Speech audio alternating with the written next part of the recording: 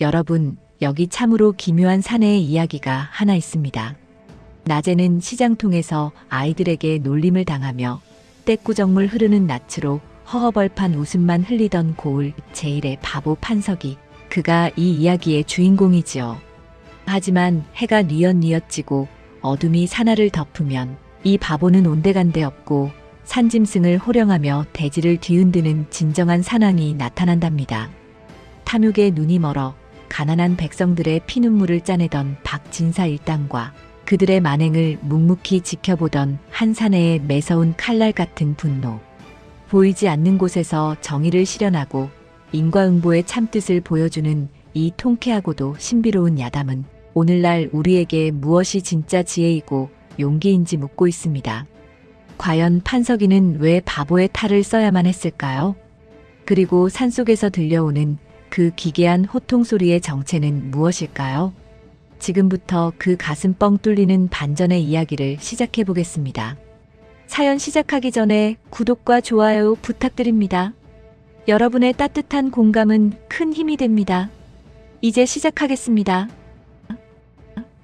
때는 바야흐로 조선 중기, 산세가 험준하기로 이름난 강원도 어느 깊은 골짜기 마을이었지요.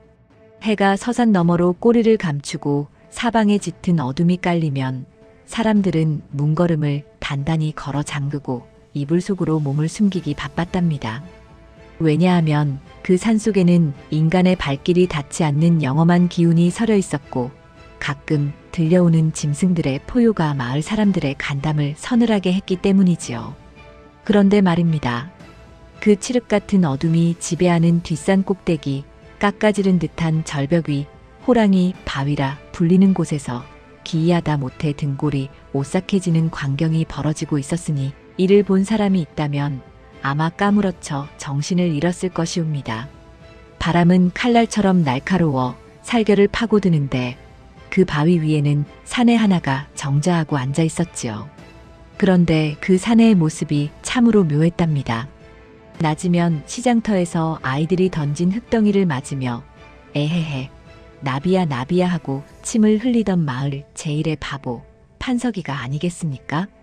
하지만 지금 이 순간 그의 등은 대들보처럼 곱게 펴져 있었고 산발이 된 머리카락 사이로 드러난 눈빛은 밤하늘의 북극성보다도 더 차갑고 예리하게 빛나고 있었으니 그 위엄이 가히 천하를 호령할 장수의 기상이더란 말이지요.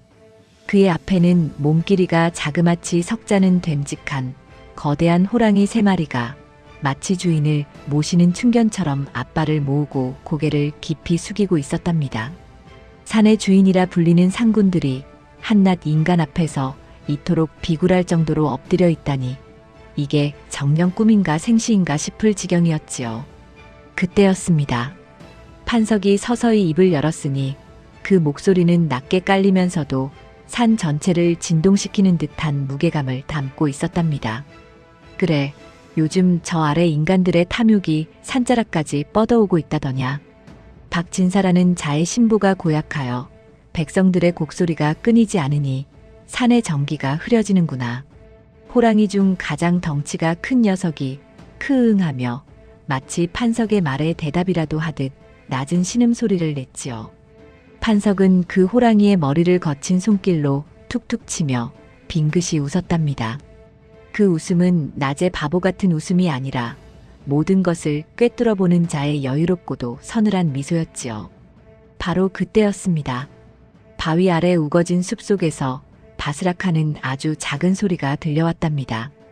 판석의 귀가 쫑긋 세워졌고 엎드려 있던 호랑이들이 일제히 소리나는 곳을 향해 이빨을 드러내며 으르렁거렸지요. 그곳에는 주막달 달래가 떨리는 몸을 가누지 못한 채 나무 뒤에 숨어 있었답니다. 낮에 잃어버린 새끼 염소를 찾아 헤매다 길을 잃고 이곳까지 올라온 것이었지요. 달래는 제 눈앞에서 펼쳐지는 광경을 믿을 수가 없었답니다. 매일 주막 앞에서 국밥 찌꺼기를 얻어먹으며 바보짓을 하던 판석이가 호랑이를 부리는 산의 왕이라니. 달래는 심장이 입 밖으로 튀어나올 것만 같았지요. 숨소리조차 내지 않으려 제 입을 두 손으로 꽉 막았지만 떨리는 다리는 자꾸만 낙엽을 건드려 소리를 냈답니다. 호랑이 한 마리가 금방이라도 달래가 숨은 곳으로 뛰어들 기세로 몸을 낮추었지요. 그만두어라. 해칠 목적으로 온 자가 아니니 그저 길 잃은 어린 양일 뿐이다. 오늘은 이만 물러가거라. 판석의 한마디에 살기를 뿜어내던 호랑이들이 신기하게도 즉시 꼬리를 내리고 어둠 속으로 사라졌답니다. 판석은 달래가 숨은 곳을 향해 잠시 시선을 던졌지요. 달래는 그 눈빛과 마주친 순간 온몸이 굳어버리는 것 같은 압도적인 위압감을 느꼈답니다. 하지만 그 눈빛 속에 담긴 것은 살이가 아니라 무언가 깊은 슬픔과 함께 전해지는 따뜻한 배려였지요. 사내는 다시 바보 같은 걸음걸이로 비틀거리며 산 아래로 내려가기 시작했답니다. 달래는 판석이 멀어질 때까지 숨을 죽이고 지켜보았지요.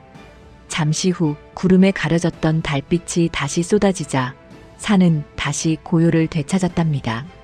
다음 날 아침 판석은 다시 장터 한복판에서 아이들에게 쫓기며 소리를 지르고 있었지요. 아이고 나 죽네. 나 잡아봐라. 에헤헤 떡 하나 주면 안 잡아먹지. 그의 얼굴에는 다시 떼꾸정물이 흘렀고 어젯밤의 위험은 눈 씻고 찾아봐도 없었답니다. 장터를 지나던 달래는 그런 판석을 보며 다리가 휘청거렸지요. 어젯밤 산 위에서 보았던 그 만신창이 바보와 사낭의 모습 중 무엇이 진짜인지 달래는 도저히 알 길이 없었답니다.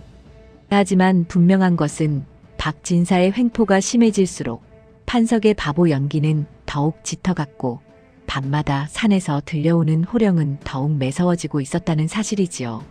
마을 사람들 누구도 알지 못하는 거대한 폭풍이 이 평화로운 바보의 웃음 뒤에서 서서히 소용돌이치고 있었으니 이제 곧 고을 전체를 뒤흔들 기묘한 사건들이 시작될 조짐이었답니다. 자, 여러분. 낮에는 가장 낮은 곳에서 천대받고 밤에는 가장 높은 곳에서 만물을 다스리는 이 기막힌 이중생활의 끝은 어디일까요? 그리고 달래는 과연 이 비밀을 끝까지 지킬 수 있을까요? 이야기는 이제부터가 진짜 시작이랍니다. 동력 하늘이 발갛게 달아오르며 먼 산등성이부터 황금빛 햇살이 쏟아져 내리는 이른 아침이었지요. 밤새 죽은 듯 고요하던 고을은 어느새 잠에서 깨어나 삐걱거리는 대문 소리와 함께 사람들의 활기로 가득 차기 시작했답니다. 어젯밤 산 위에서 벌어졌던 그 기이하고도 장중한 일들은 마치 한 조각 꿈이었던 양 저작거리는 여느 때와 다름없이 시끌벅적한 소음으로 뒤덮였지요. 주막집 딸 달래는 밤잠을 설친 탓에 퀭해진 눈을 비비며 시장통으로 향했답니다. 머릿속에는 오직 하나, 바위 위에서 호랑이를 부리던 그 사내의 서슬 퍼런 눈빛만이 맴돌고 있었지요. 설마 내가 헛것을 본 것은 아닐까? 아니면 산신령님이 내 눈을 잠시 가리셨던 것일까? 의문은 꼬리에 꼬리를 물고 달래의 가슴을 짓눌렀답니다. 바로 그때였습니다. 장터 한복판에서 아이들의 웃음소리와 함께 익숙하고도 한심한 목소리가 들려왔지요. 아이고 나비야. 가지 마라. 나랑 놀자. 에헤헤헤. 그곳에는 어젯밤의 그 위험은 눈 씻고 찾아보려야 찾을 수 없는 꾀재재한 몰골의 판석이가 있었답니다. 그는 넉마나 다름없는 옷을 입고 바닥에 주저앉아 아이들이 던진 흙덩이를 맞으면서도 좋다고 싱글벙글 웃고 있었지요. 콧물은 인중을 타고 흐르고 머리카락에는 지푸라기가 잔뜩 꽂힌 채로 마리옵니다. 달래는 그 모습을 보고는 헛웃음이 나오면서도 이상하게 가슴 한구석이 서늘해지는 것을 느꼈답니다. 달래는 조심스럽게 판석이의 곁으로 다가갔지요.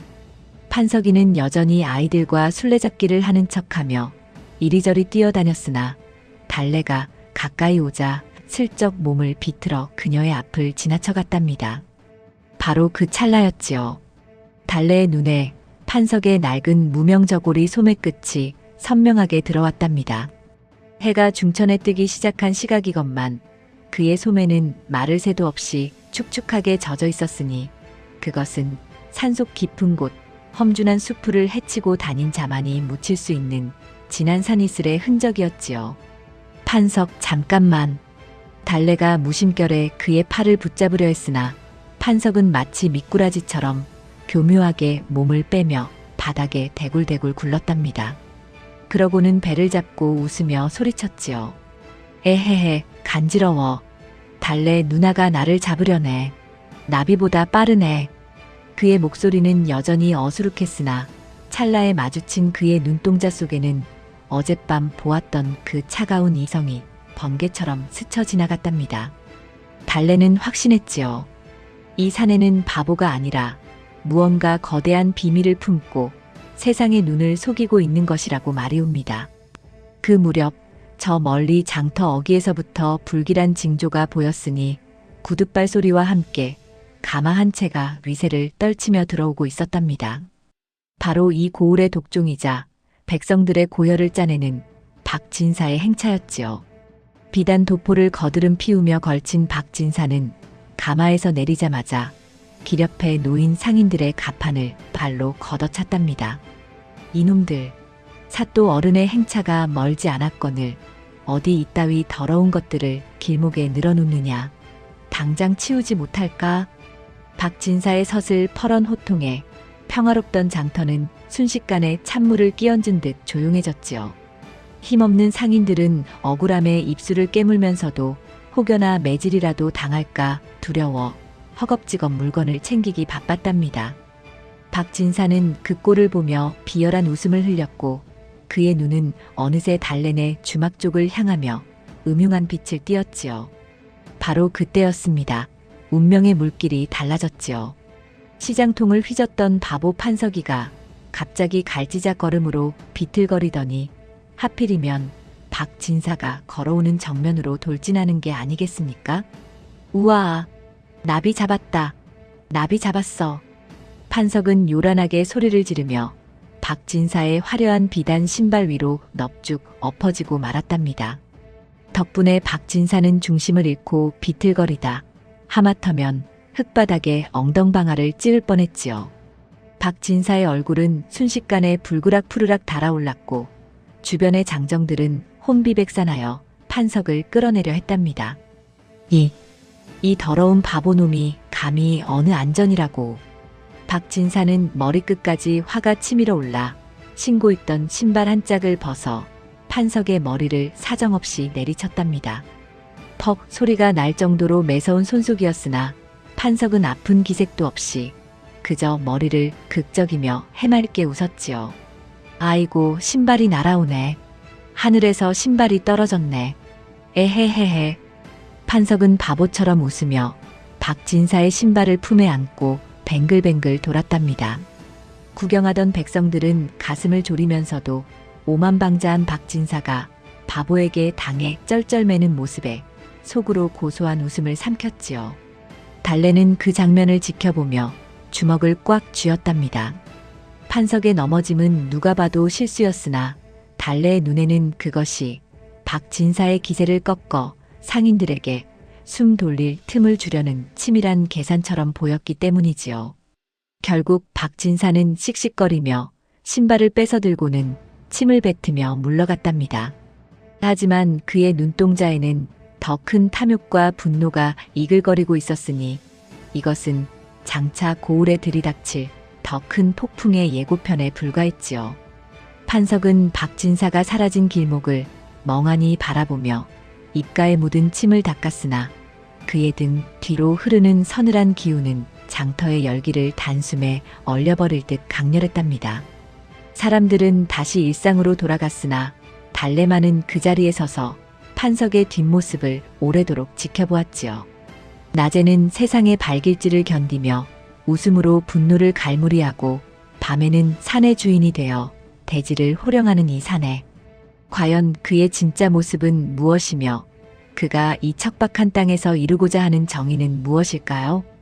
햇살은 더욱 눈부시게 쏟아졌지만 고을을 감싼 운명의 그림자는 더욱 깊고 짙게 드리워지고 있었답니다. 고을의 젖줄이라 불리는 개울가가 선명하게 내려다 보이는 양지 바른 길목. 그곳엔 달래네 모녀가 대대로 일궈온 낡은 주막 한 채가 고즈넉하게 자리 잡고 있었지요. 처마 밑에는 말린 시래기가 대롱대롱 매달려 있고 부엌 아궁이에서는 구수한 국밥 냄새가 끊이지 않아 지나는 길손들의 발길을 붙잡던 참으로 정겨운 곳이었답니다. 하지만 이 평화로운 풍경 위로 먹구름보다 더 짙은 탐욕의 그림자가 드리우기 시작했으니 그것은 바로 고을의 악귀라 불리는 박진사의 비뚤어진 욕망이었지요. 박진사는 얼마 전부터 이 주막터가 풍수지리상 기가 막힌 명당이라는 소문을 듣고는 제 개인 별장을 짓겠다며 눈독을 들이기 시작했답니다. 남의 눈에 피눈물을 흘리게 해서라도 제 배를 불려야 직성이 풀리는 그 위인이 가만히 있을 리가 만무했지요. 사또와 사돈지간이라는 배경을 등에 업고 아나무인으로 행동하던 박진사가 드디어 장정들을 대동하고 주막 마당으로 들이닥친 것은 아침 이슬이 채 마르기도 전인 이른 시각이었답니다. 이보게 주모, 아직도 여기서 이따위 장사를 하고 있는 것인가? 내 분명 지난번에 경고를 했을 텐데. 박진사의 날카로운 목소리가 정적을 깨뜨리자 주방에서 바삐 움직이던 달래의 어머니가 손을 앞치마에 닦으며 허겁지겁 뛰어나왔지요. 그 뒤를 따르는 달래의 얼굴은 이미 하얗게 질려 있었답니다. 박진사는 거드름을 피우며 품 안에서 누렇게 빛바랜 종이 한 장을 꺼내 보였으니 그것은 다름 아닌 달래의 선친이 생전에 박진사에게 거액의 빚을 졌다는 가짜 문서였지요. 보아라, 여기 내 남편이 내게 빌려간 돈이 원금만 100냥이요. 이자까지 합치면 이 주막을 10번은 팔아도 모자랄 지경이 아니냐. 오늘까지 빚을 갚지 못하면 이 터는 이제 내 소유가 될 것이니 당장 보따리를 싸서 나가거라. 청천벽력 같은 소리에 주모는 그 자리에 주저앉아 가슴을 쥐어뜯으며 통곡하였지요. 돌아가신 지 10년이 넘은 남편이 그런 큰 돈을 빌렸을 리 없건만 관아의 직인까지 찍힌 듯한 교묘한 위조 문서를 당해낼 재간이 없었답니다. 달래는 억울함에 입술을 깨물며 박진사를 노려보았으나 박진사의 뒤에 선 덩치 큰 장정들이 몽둥이를 휘두르며 위협하자 차마 말을 잇지 못하고 눈물만 뚝뚝 흘렸지요. 마을 사람들도 하나둘 모여들어 이 광경을 지켜보았으나 박진사의 서슬에 눌려 감히 누구 하나 나서서 도와주는 이가 없었답니다. 그저 혀를 차며 애구 저 불쌍한 모녀를 어쩌나 하고 뒤에서 수군거릴 뿐이었지요. 바로 그때 주막 구석 툇마루 밑에 쪼그려 앉아 개밥 그릇에 남은 국밥 찌꺼기를 손가락으로 후쳐먹던 판석이가 에헤하며 자리에서 일어났답니다. 판석이는 떼꾸정물 흐르는 손으로 머리를 벅벅 긁으며 박진사 곁으로 다가갔지요. 그러고는 박진사가 들고 있는 문서를 신기한 장난감이라도 본 듯 눈을 동그랗게 뜨고 쳐다보았답니다. 우와, 저게 뭐래? 종이 위에 까만 벌레들이 기어다니네. 나도 벌레 잡을래. 나도 보여줘. 판석은 천진난만한 표정으로 손을 뻗어 문서를 낚아채려 했지요.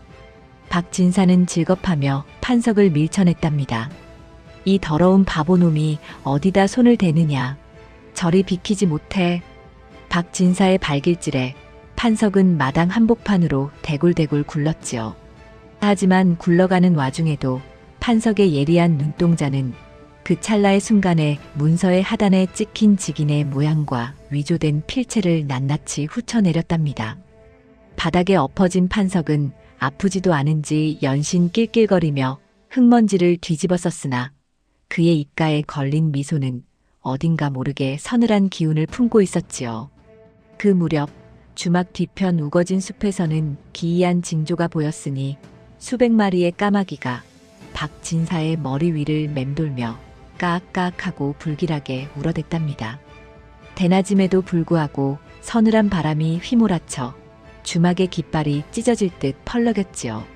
사람들은 아이고 신령님이 노하셨나 보다 하며 뒷걸음질 쳤지만 박진사만은 코방귀를 끼며 장정들에게 호통을 쳤답니다. 무엇들 하느냐. 사흘 뒤에 다시 올 테니 그때까지 나가지 않으면 이 집을 아예 불살라버릴 것이다. 알겠느냐. 박진사 일당이 위세를 떨치며 사라지자 주막 마당에는 애달픈 통곡 소리만이 가득했지요. 달래는 무너져 내리는 어머니를 부축하며 망연자실하게 서 있었답니다. 그런데 그때 흙을 털고 일어난 판석이가 달래의 곁을 지나가며 아주 낮은 목소리로 하지만 명확하게 한마디를 던지고는 다시 바보처럼 춤을 추며 장터 쪽으로 멀어져 갔답니다. 거짓된 글자는 불에 타기 마련이고 억울한 눈물은 비가 되어 돌아오는 법이지요. 달래는 그 소리에 귀를 의심하며 고개를 들었지만 멀어지는 판석의 뒷모습은 여전히 어깨를 들썩이며 바보 같은 걸음걸이 뿐이었지요. 과연 그가 내뱉은 말이 환청이었을까? 아니면 정말로 이 절망적인 상황을 뒤집을 신비로운 예언이었을까? 달래는 판석이 머물렀던 자리를 멍하니 바라보며 주먹을 꽉 쥐었답니다. 사흘이라는 시간은 화살처럼 빠르게 흘러갔고 고울에는 긴장감이 팽팽하게 감돌았지요. 박진사는 승리를 확신하며 축배를 들고 있었으나 그가 모르는 사이 산속의 짐승들은 판석의 호령 아래 하나둘씩 마을 근처로 모여들고 있었답니다. 탐욕으로 세운 모래성이 무너질 시간이 다가오고 있었으니 이제 곧 고울 전체를 뒤흔들 거대한 심판의 서막이 열릴 참이었지요. 밤이 깊어지자 달래는 판석이 던진 말을 곱씹으며 잠을 이루지 못했답니다. 과연 그 바보 사내가 이 억울함을 풀어줄 구원자일지 아니면 그저 미친 자의 헛소리였을지. 달의 그림자가 마당을 가로지르는 순간 산 위에서는 어김없이 짐승들의 포효가 들려왔고 주막 구석 어둠 속에서 판석의 눈빛만은 호랑이의 그것처럼 형형하게 빛나고 있었답니다. 박진사가 내뱉은 사흘이라는 시간은 고을 백성들에게는 피를 말리는 고통의 시간이었으나 정작 그 죄를 지은 자에게는 축제의 시간이나 다름없었지요. 박진사는 이미 그 주막터에 세울 화려한 별장의 도면을 그리며 기생들을 불러 모아 술판을 벌이고 있었답니다. 그가 마시는 술잔에는 억울한 과부의 눈물이 담겨 있었고 그가 뜯는 고기에는 가난한 상인들의 고열이 묻어 있었건만 그는 도무지 부끄러움을 모르는 위인이었지요. 그런데 말입니다. 그가 술에 취해 거드름을 피우던 그 시각 고을 뒷산에서는 기이하다 못해 등골이 서늘해지는 변화가 일어나고 있었답니다. 낮이면 시장터에서 아이들에게 쫓겨다니던 바보 판석이가 어느새 산속 깊은 곳 멧돼지들의 소굴 앞에 우뚝 서 있었지요.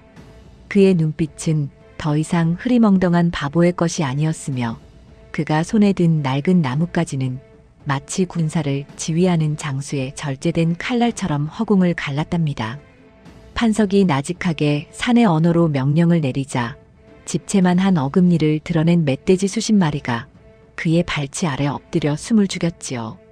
그것은 인간의 힘으로는 도저히 설명할 수 없는 자연과 신비가 하나로 어우러진 기이한 광경이었답니다. 판석은 그중 가장 덩치가 큰 멧돼지의 목덜미를 쓰다듬으며 박진사의 집 방향을 가리켰지요.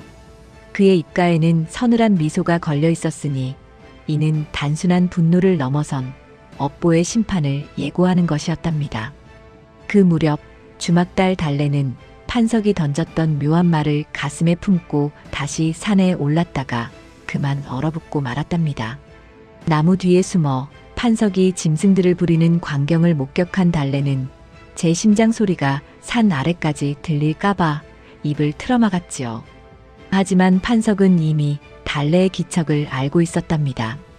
그는 고개를 돌리지 않은 채 밤바람을 타고 흐르는 낮은 목소리로 속삭였지요. 두려워 마라.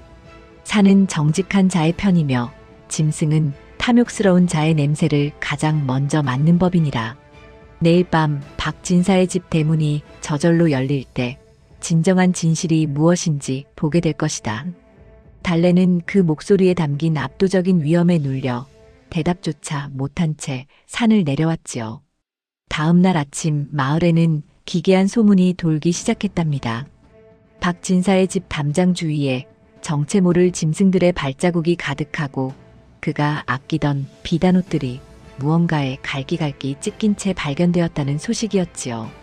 박진사는 길길이 날뛰며 하인들을 매질했으나 정작 밤마다 들려오는 멧돼지들의 불길한 포효 소리에는 이불을 머리 끝까지 뒤집어 쓰고 벌벌 떨었답니다. 박진사는 불안을 떨치기 위해 더 큰 위세를 부리려 했지요. 그는 사또에게 뇌물을 바치기 위해 빼앗은 땅의 장부들을 정리하기 시작했답니다. 하지만 그가 장부를 펼칠 때마다 잉크가 번진 듯한 까만 형체들이 마치 살아 움직이는 벌레처럼 기어다니는 환상을 보았지요. 이는 판석이 보낸 산의 기운이 그의 흐려진 양심을 갉아먹기 시작한 증거였답니다. 판석은 다시 시장터로 내려와 박진사의 가마 옆에서 구걸을 하며 그의 동태를 살폈지요. 박진사는 판석을 발로 밀쳐내며 침을 뱉었지만 판석은 그 찰나에 박진사의 품 안에 숨겨진 진짜 빈 문서와 가짜 문서를 보관하는 비밀 열쇠의 위치를 정확히 파악해냈답니다. 바보의 웃음 뒤에 숨겨진 치밀한 계산은 이제 곧 박진사가 쌓아 올린 탐욕의 탑을 무너뜨릴 결정적인 한 방을 준비하고 있었지요. 밤이 깊어지자 판석은 다시 사낭의 옷을 입었답니다. 그는 달래내 주막 마당에 몰래 작은 주머니 하나를 던져두었지요. 그 안에는 박진사가 위조한 문서를 증명할 수 있는 결정적인 단서인 박진사가 과거에 저질렀던 또 다른 비리들이 적힌 낡은 서찰 조각이 들어 있었답니다. 달래는 잠결에 마당에 떨어진 주머니를 발견하고는 이것이 판석이 보낸 마지막 경고이자 기회임을 직감했지요. 사흘의 기한 중 이제 단 하루만이 남았답니다. 고을의 공기는 폭풍 전야처럼 무겁게 가라앉았고 사람들은 본능적으로 무언가 거대한 일이 벌어질 것임을 느끼고 있었지요. 박진사는 자신의 탐욕이 승리할 것이라 믿어 의심치 않았으나 산의 짐승들은 이미 그의 집 주변을 겹겹이 포위하고 판석의 마지막 명령을 기다리고 있었답니다. 과연 내일 아침 주막의 운명은 어떻게 될 것이며 바보의 탈을 쓴 산왕은 어떤 방식으로 이 통쾌한 인과응보에 마침표를 찍게 될까요?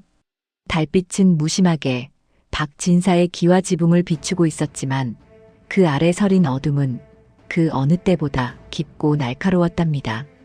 판석은 멀리 보이는 박진사의 집을 향해 손가락 하나를 입술에 대며 정적을 지휘했지요. 이제 곧 고을 역사에 길이 남을 기묘하고도 고소한 소동극이 막을 올릴 참이었답니다. 고을을 감싸고 흐르는 개울물이 유난히 차갑게 느껴지는 새벽이었지요. 박진사가 호언장담했던 사흘의 기한이 기어이 밝아오고야 말았으니 주막 주변의 공기는 마치 얼음장처럼 차갑고도 무겁게 가라앉아 있었답니다. 평소라면 밥 짓는 연기가 모락모락 피어올랐을 주막이었건만 오늘따라 아궁이는 차갑게 식어 있었고 그 대신 억울함에 사무친 주모와 달래의 흐느낌만이 정막을 깨뜨리고 있었지요. 박진사는 약속이라도 한 듯 해가 중천에 뜨기도 전에 건장한 장정 수십 명을 이끌고 나타났답니다. 그의 손에는 여전히 그 가짜 빈 문서가 빳빳하게 들려 있었고 입가에는 승리자의 비열한 미소가 걸려 있었지요. 장정들이 들고 있는 도끼와 쇠지렛대가 햇빛에 반사되어 번뜩일 때마다 구경 나온 백성들은 가슴을 졸이며 발을 동동 굴렀답니다. 하지만 사또와 결탁한 박진사의 위세를 막아설 용기 있는 자는 아무도 없었지요. 무엇들 하느냐. 저 추접스러운 집구석을 당장 허물어버려라. 내 오늘 이곳을 깨끗이 밀어버리고 내 화려한 별장의 털을 닦을 것이니라. 박진사의 섯을 퍼런 호령이 떨어지자마자 장정들이 주막 마당으로 거칠게 들이닥쳤지요. 달래와 주모가 마당 한복판에 주저앉아 그들의 바짓가랑이를 붙잡으며 애원했으나 박진사는 그들을 가차없이 발로 밀쳐내답니다. 바로 그때였습니다. 갑자기 하늘에서 수천 마리의 까마귀 떼가 구름처럼 몰려와 주막 위를 덮치더니 박진사의 머리 위로 불길한 울음소리를 쏟아내기 시작했지요. 대낮임에도 불구하고 사방이 순식간에 어둑어둑해졌으며 어디선가 불어온 서늘한 광풍이 박진사가 들고 있던 문서를 낚아채려 했답니다. 박진사는 당황하여 문서를 품속에 구겨 넣었으나 바람은 멈추지 않고 주막의 낡은 깃발을 찢어발겼지요. 기이한 현상에 장정들이 주춤거리며 뒤로 물러나자 박진사는 길길이 날뛰며 다시 독촉했답니다. 그때였습니다. 주막 구석 텐마루 밑에서 멍하니 침을 흘리며 앉아있던 바보 판석이가 갑자기 자리에서 벌떡 일어났지요. 그는 평소처럼 애해에 웃으며 마당 한복판으로 걸어 나왔답니다. 그런데 그의 걸음걸이가 어딘지 모르게 기묘했지요. 비틀거리는 듯 하면서도 장정들의 앞길을 절묘하게 가로막았고 그가 지나가는 자리마다 묘한 긴장감이 서렸답니다. 판석은 박진사의 코앞까지 다가가더니 그의 비단 도포 자락을 붙잡고는 어린아이처럼 칭얼거렸지요. 아저씨, 저기 봐요. 저기 무서운 아저씨가 서 있어요. 판석이 가리킨 곳은 아무것도 없는 허공이었으나 박진사는 왠지 모를 소름이 돋아 뒷걸음질을 쳤답니다. 판석의 천진난만한 웃음 뒤에 숨겨진 눈빛은 순간순간 칼날처럼 빛나며 박진사의 심장을 꿰뚫는 듯 했지요. 달래는 판석의 손에 쥐어진 작은 나뭇가지를 보았답니다. 그것은 어젯밤 산속에서 보았던 그 지휘봉과 같은 것이었지요. 판석이 그 나뭇가지를 슬쩍 휘두르자 거짓말처럼 산 쪽에서부터 거대한 짐승들의 포효가 땅을 울리며 전해져 왔답니다. 장정들은 이제 겁에 질려 도끼를 내던지고 사방을 두리번거렸지요. 박진사 역시 얼굴이 흑빛이 되어 떨기 시작했답니다. 바로 그 찰나 판석이 박진사의 품속을 파고들며 익살스럽게 몸을 부딪혔지요. 박진사는 이 더러운 놈아 하고 밀쳐냈으나 그 순간 박진사의 품 안에 있던 가짜 빈문서와 그가 숨겨두었던 진짜 비리 장부의 열쇠가 마당 흙바닥으로 툭 떨어지고 말았답니다. 판석은 그것을 보고 우와 딱지다 하며 주워들고는 달래에게 휙 던졌지요. 달래는 본능적으로 그 종이 뭉치를 받아들었답니다. 그 안에는 박진사가 위조한 흔적이 역력한 문서뿐만 아니라 그동안 그가 고을 사람들을 수탈하며 작성했던 비밀 치부책의 쪽지들이 가득 들어 있었지요. 달래는 그것을 높이 쳐들고 소리쳤답니다. 이것 보세요. 이자가 우리를 속였습니다. 여기 모든 증거가 있습니다. 박진사는 혼비백산하여 문서를 뺏으려 달려들었으나 그때마다 판석이가 발을 꺼는 바람에 계속해서 흙바닥에 얼굴을 쳐박았지요.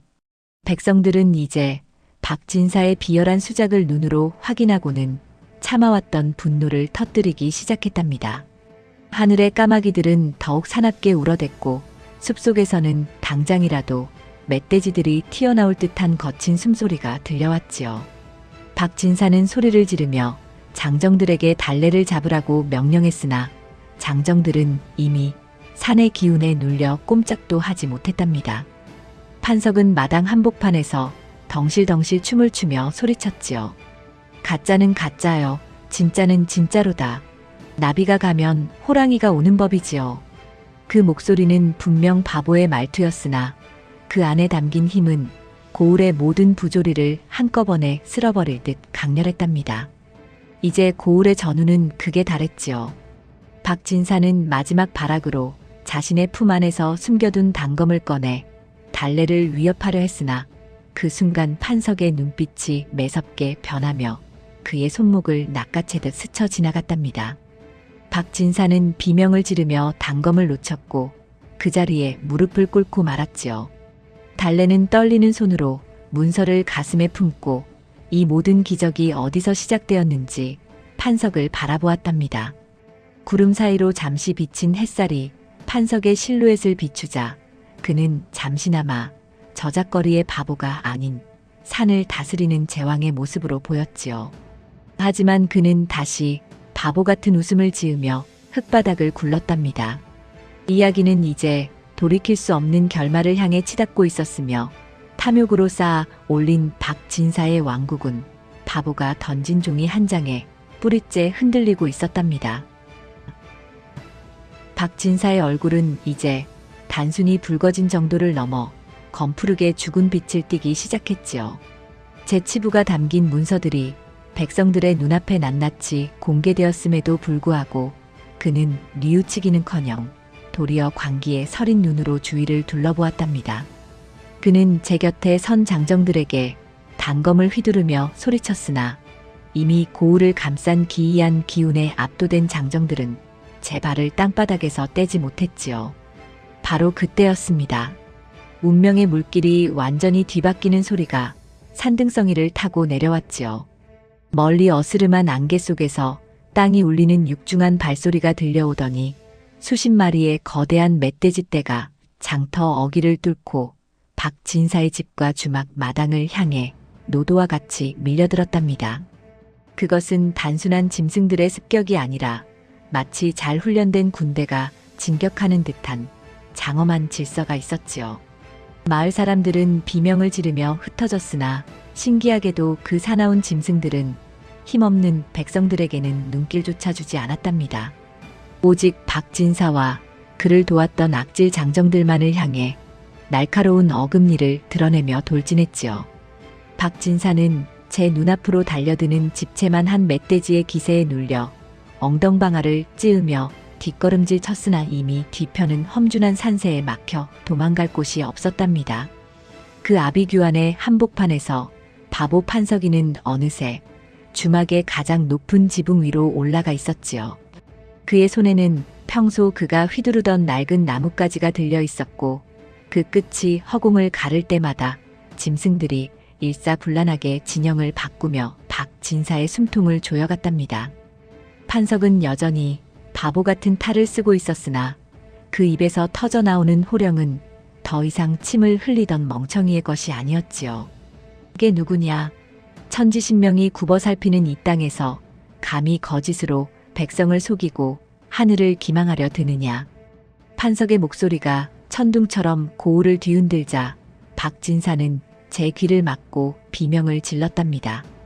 그 소리는 마치 억울하게 죽어간 이들의 통곡 소리가 한데 섞인 듯 장중하고도 서늘했지요. 박진사는 살려달라며 머리를 땅에 박고 빌기 시작했으나 멧돼지들은 그의 화려한 비단 도포를 갈기갈기 찢어발기며 그가 갈취한 은전 보따리를 터뜨려 장터 바닥에 쏟아냈답니다. 주막달 달래는 지붕 위 판석의 모습을 보며 전율을 느꼈지요. 그가 바로 어젯밤 산속에서 보았던 그 신비로운 지배자였음을, 그리고 이 모든 고난을 끝내기 위해 가장 낮은 곳에서 때를 기다려온 진정한 영웅이었음을 깨달았답니다. 달래는 가슴을 졸이면서도 이제야 정의가 바로 서는 광경에 뜨거운 눈물을 흘렸지요. 박진사는 제 발로 광가로 도망치려 했으나 이번에는 하늘을 뒤덮었던 까마귀 떼가 폭포수처럼 내려와 그의 시야를 가렸답니다.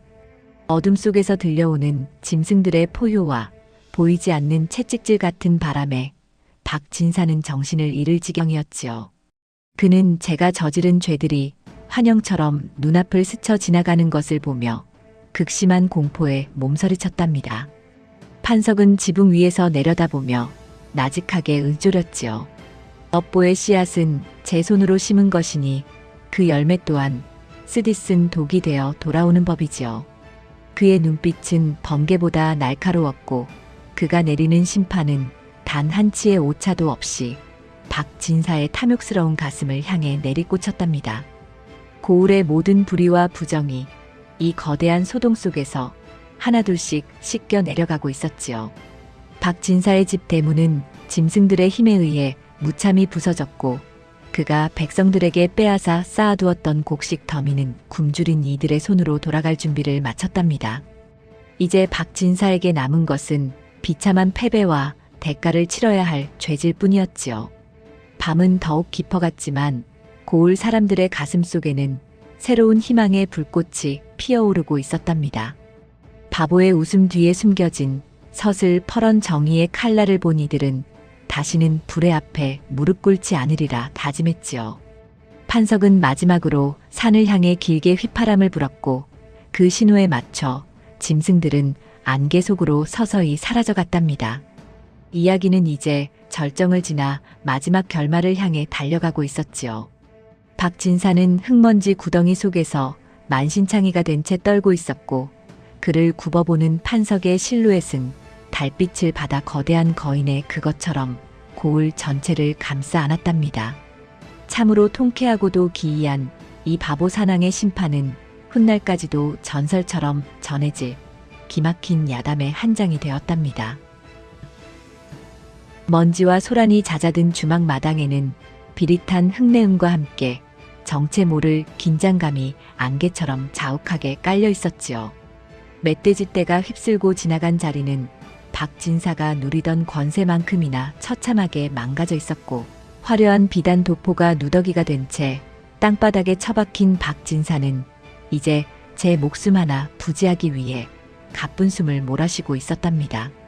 하지만 진정한 심판은 이제부터가 시작이었으니 지붕 위에서 이 모든 광경을 굽어보던 도깨비 탈의 사내가 천천히 마당 한복판으로 내려섰지요. 사내의 손에는 아까 판석이 박진사의 품에서 낚아채 던졌던 문서들과 박진사가 안방 깊숙한 곳 비밀 금고에 숨겨두었던 낡은 장부들이 들려 있었답니다. 사내는 아무 말 없이 그 장부들의 실타래를 끊어버리더니 마치 하늘에 제사를 지내듯 두 팔을 번쩍 들어 장부 조각들을 허공으로 흩뿌렸지요. 그러자 기이한 돌풍이 불어와 그 종이 조각들을 낚아채 고을 전체로 휘몰아치기 시작했답니다. 이것이 무엇이냐? 내 땅 문서가 아니냐? 10년 전 억울하게 뺏겼던 내 논밭의 기록이 여기 있구나. 하늘에서 눈발처럼 흩날리며 떨어지는 종이 조각을 주워든 한 노인이 찢어지는 듯한 목소리로 외쳤지요. 뒤이어 여기저기서 백성들이 종이를 붙잡고는 통곡과 분노가 뒤섞인 함성을 내뱉었답니다. 거기에는 박진사가 과부의 비녀를 뺏고 고아의 밥그릇을 걷어차며 작성했던 온갖 부정한 기록들이 빼곡히 적혀 있었으니 감추려 했던 진실이 비로소 고을의 햇빛 아래 거추악한 민낯을 드러낸 것이었지요. 박진사는 혼비백산하여 안 된다. 그것들은 다 가짜다. 당장 내놓지 못할까? 하고 소리치며 종이를 주우려 했으나 비틀거리는 그의 발걸음은 이미 제 무게를 이기지 못하고 진흙탕 속으로 고꾸라졌답니다. 백성들의 눈빛은 이제 두려움이 아닌 서슬퍼런 증오로 변해 있었고, 그들이 쥔 주먹은 박진사가 그동안 휘둘렀던 권력의 몽둥이보다 더 무겁게 그를 압박해왔지요. 그때였습니다. 주막에 무너진 담장 너머 숲속에서 다시 한번 땅을 울리는 거대한 포효가 들려왔답니다. 이번에는 멧돼지가 아니었지요. 칠흑 같은 어둠 속에서 번뜩이는 황금빛 눈동자 두 개가 나타나더니 집채만한 호랑이 한 마리가 박진사의 코앞까지 천천히 걸어 나왔답니다. 박진사는 제 눈앞에 나타난 산의 주인 상군의 위험에 눌려 비명조차 지르지 못한 채 바지에 오줌을 지리며 사라져 떨었지요. 도깨비 탈을 쓴 사내는 호랑이의 목덜미를 가볍게 쓰다듬으며 박진사를 내려다보았답니다. 그 침묵은 박진사가 그동안 백성들에게 가했던 수천 번의 매질보다 더 고통스럽고 무거웠지요. 사내는 품속에서 박진사가 위조했던 마지막 가짜 빈문서를 꺼내 들더니 박진사의 눈앞에서 천천히 불을 붙였답니다. 타오르는 불꽃은 박진사가 쌓아 올린 탐욕의 탑이 무너지는 마지막 신호탄이었지요. 하늘을 속일 수는 있어도 스스로 지은 업보는 피할 수 없는 법이지요. 내 놈이 뿌린 피눈물이 이제 내 목을 조르는 올가미가 되었으니 이 땅에 내가 설 자리는 더 이상 없느니라. 사내의 목소리는 낮았으나 마당에 모인 모든 이의 가슴에 비수처럼 꽂혔답니다. 박진사는 살려달라는 말조차 나오지 않아 꺽꺽대며 머리를 땅에 박았으나 그를 향한 동정의 시선은 단 하나도 없었지요. 주막달 달래는 이 모든 과정을 숨죽여 지켜보며 저 도깨비 탈 뒤에 숨겨진 판석의 얼굴을 떠올렸답니다. 가장 낮은 곳에서 바보처럼 웃으며 백성들의 고통을 함께 나누던 그가 사실은 이토록 강인하고 정의로운 사나이였다는 사실에 가슴 깊은 곳에서 뜨거운 경외감이 치밀어 올랐지요. 호랑이는 박진사를 향해 짧고 강렬한 포효를 한 번 더 내뱉고는 다시 안개 속으로 유유히 사라졌답니다. 박진사는 그 기세에 완전히 정신을 잃고 거품을 물며 쓰러졌지요. 이제 고을을 지배하던 어둠의 세력은 한순간에 와해하였고 백성들은 제 손에 쥔 정당한 권리의 증표들을 가슴에 꼭 껴안았답니다. 억울함에 사무쳤던 주모의 통곡은 이제 해방의 기쁨으로 변하여 마당 가득 울려 퍼졌지요. 사내는 백성들의 환호성을 뒤로한 채 다시 한번 지붕을 타고 어둠 속으로 몸을 날렸답니다. 달래는 멀어지는 그의 뒷모습을 향해 말없이 고개를 숙여 절을 올렸지요. 고을의 공기는 이제야 비로소 맑게 정화된 듯 상쾌한 바람이 불어왔고 흩날리던 장부의 잔해들은 마치 박진사의 악행이 불타 없어지는 재처럼 대지 위로 흩어져 사라졌답니다. 이 참혹하고도 통쾌한 심판의 현장은 목격한 모든 이의 가슴 속에 영원히 지워지지 않을 문신처럼 새겨졌지요. 권력을 휘둘러 약자를 짓밟던 자가 어떻게 제 꾀에 넘어가 파멸하는지, 그리고 진정한 정의는 보이지 않는 곳에서 어떻게 소리 없이 다가오는지 고을 사람들은 이 기적 같은 하루를 평생토록 이야기하게 될 것이었답니다. 밤은 깊었으나 마을 곳곳에서는 이제야 비로소 편안한 등불이 하나둘씩 켜지기 시작했지요. 박진사의 무너진 담장 위로는 달빛이 공평하게 쏟아졌고 산왕이 다스리는 숲은 다시 고요를 되찾았답니다. 하지만 그 고요 속에는 이전과는 다른 평화롭고도 굳건한 질서가 자리를 잡고 있었으니 이는 오직 진실의 힘으로 일궈낸 값진 승리였답니다. 고을의 새벽은 평소보다 일찍 찾아왔으나 그 공기는 그 어느 때보다 차갑고도 서슬퍼런 정의의 기운으로 가득 차 있었지요. 박진사가 호령하던 화려한 기와집은 이제 짐승들의 발톱 자국과 백성들이 던진 돌팔매질에 처참한 몰골로 변해 있었고 그 담장 너머로는 어둠 속에 숨겨졌던 탐욕의 찌꺼기들이 악취를 풍기며 흩어져 있었답니다. 평소 박진사의 위세에 눌려 숨조차 크게 쉬지 못하던 백성들은 이제 손에 횃불과 몽둥이를 들고 그의 집 주변을 겹겹이 포위하며 울분을 토해내고 있었지요. 바로 그때였습니다. 관아의 포교들이 들이닥쳐 정신을 잃고 흙바닥에 처박혀 있던 박진사의 목에 시뻘건 칼을 들이밀었답니다.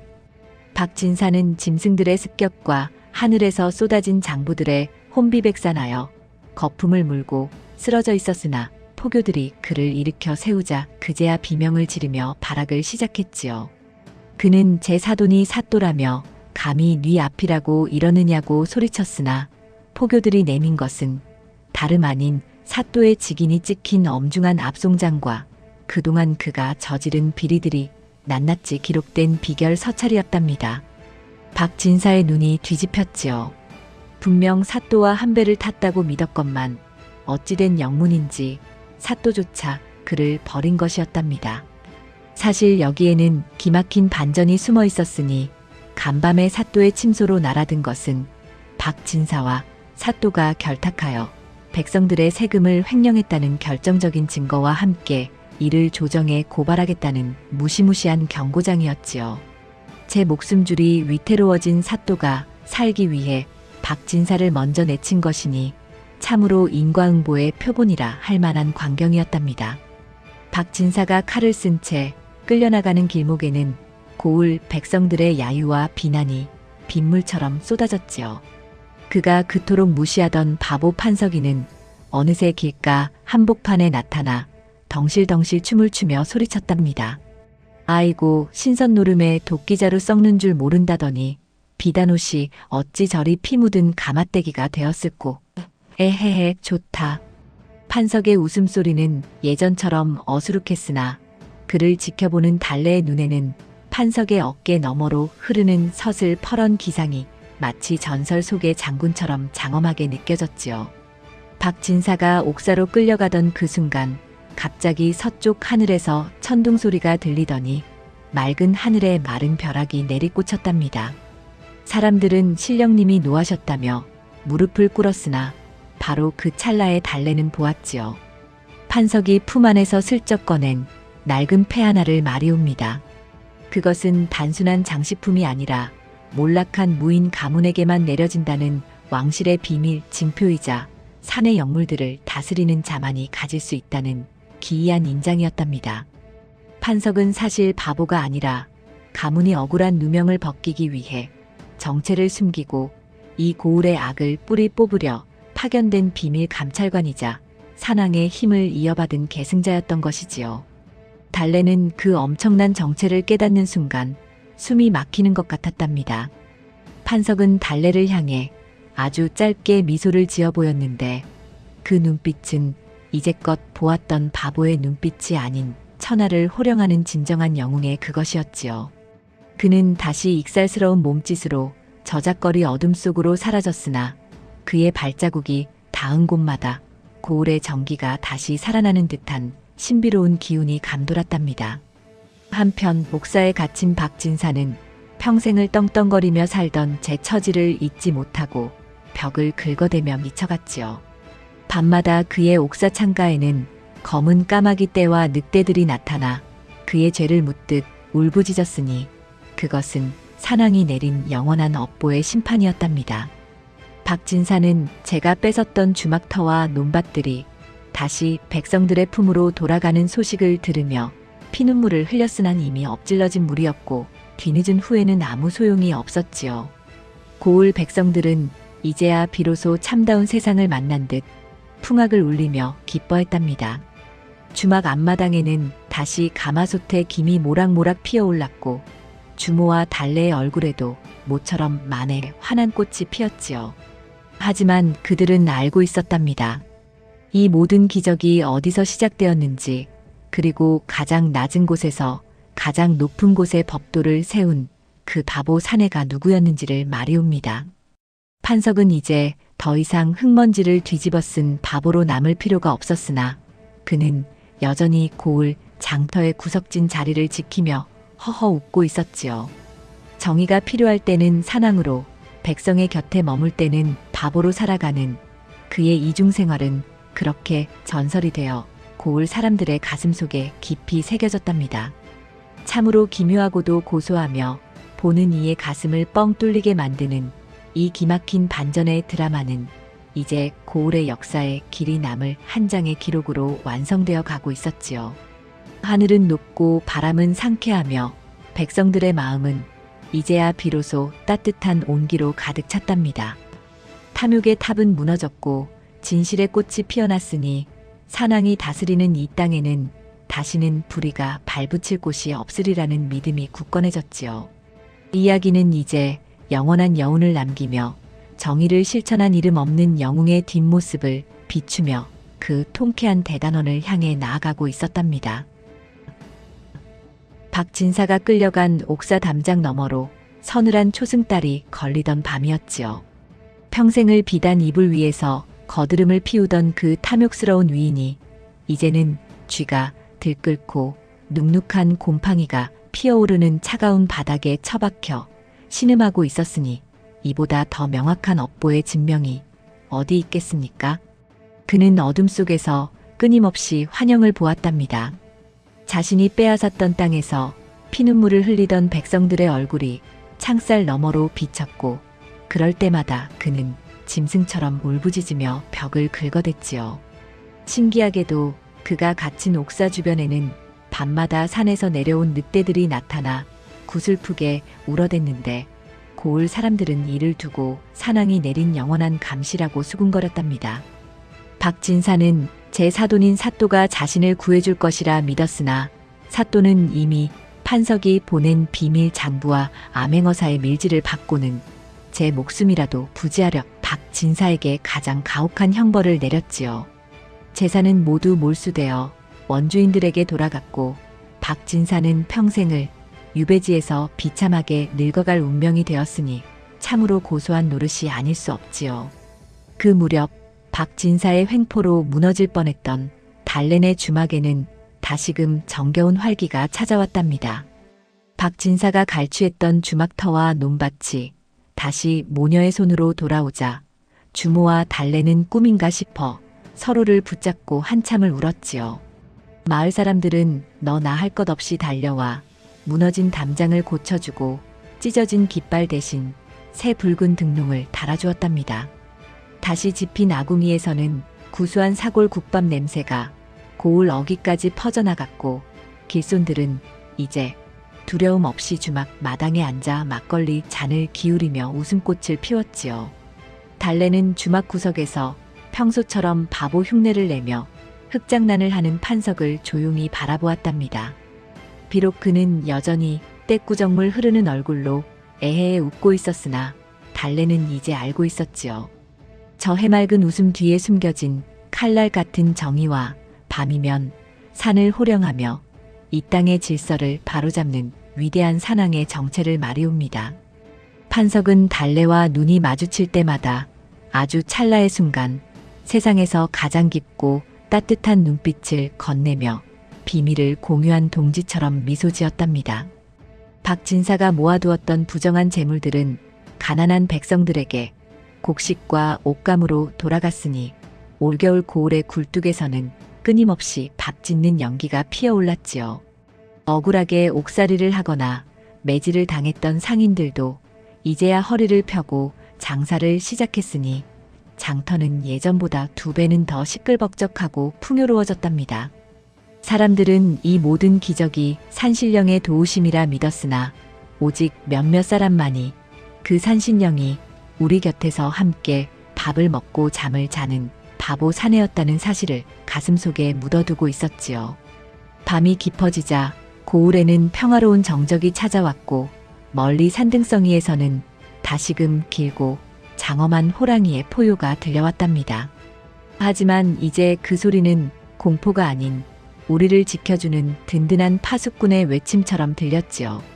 판석은 어느새 주막을 빠져나가 산으로 향했고 그가 지나간 자리에는 마른 나뭇잎들이 춤을 추며 그의 뒤를 따랐답니다. 비로소 인과응보가 완성되었고 탐욕으로 흐려졌던 마을의 정기는 다시금 맑은 샘물처럼 깨끗하게 정화되었으니 이 얼마나 경이로운 일입니까? 이야기는 이제 마지막 여운을 향해 나아가고 있었으나 고을 백성들의 마음속에는 결코 잊히지 않을 가르침이 새겨졌지요. 겉모습이 남루하다고 해서 그 속뜻까지 가난한 것은 아니며 권력이 높다고 해서 그 죄업까지 가려지는 것은 아니라는 진리를 말이옵니다. 주막의 꽃등은 밤새도록 밝게 빛났고 그 불빛은 마치 판석의 예리한 눈동자처럼 고을의 구석구석을 따뜻하게 비추고 있었답니다. 박진사가 관가로 압송되고 고을의 부정함이 씻겨 내려간 지도 어느덧 여러 달이 지났지요.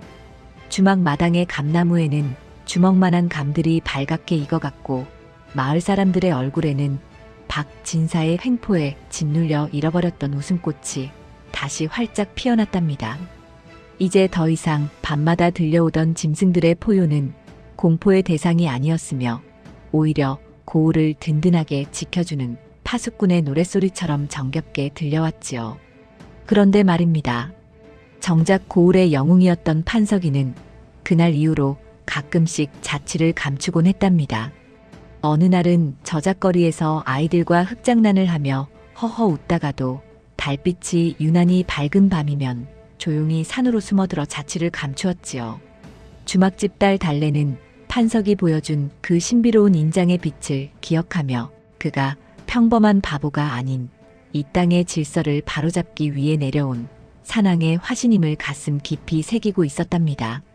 세월이 흘러 판석의 행방은 전설 속으로 사라졌으나 고을에 큰 어려움이 닥치거나 탐욕스러운 관리가 나타날 때면 어김없이 산속에서 호랑이를 부리는 사내의 호령이 들려왔다고 하지요.